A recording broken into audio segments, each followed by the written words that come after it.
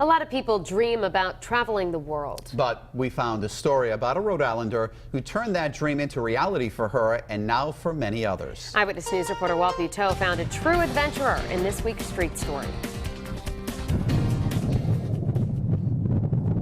Tropical storm Andrea began churning up the sea in May of 2007. This was her on the boat. Cumberland's Mary Grinovic had just heard from her daughter, who was sailing north from St. Thomas, saying she was going to be her mom's Mother's Day present. For the 26-year-old known as Seabird, it was nothing new to travel the world. How many places did she go? She visited over 20 countries in her life. Ice caving in New Zealand, hiking in Peru, an archaeological dig in Israel, and Christine sailed for a living, first on the Arabella, then in April of 2007 on the Flying Colors. At one point during Andrea, the Coast Guard was looking for 4 vessels lost in the storm. News about the 100-square-mile search off North Carolina hit home hard. Her distress signal had gone off from the Flying Colors, and it was awful.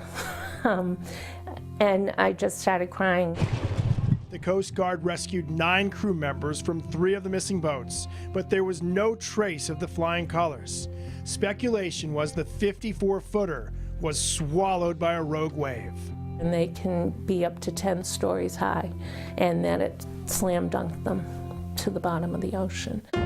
5 weeks later, her husband, James, suffered a deadly heart attack. It was an impossible 6 weeks, but Mary got some help. Christine was very positive spirit, so she'd be really mad at me if I didn't go forward. I talked to her in my head. It's good because she gives me good advice. She did not want her daughter's adventures to stop, so she launched the Christine Grinovic Adventurers Fund that gives grants for travel and public service to Rhode Island college students who have Seabird's spirit. Willing to go outside of your comfort zone, going to some place that you might not otherwise ever get a chance to go to. Why would Christine say that's important?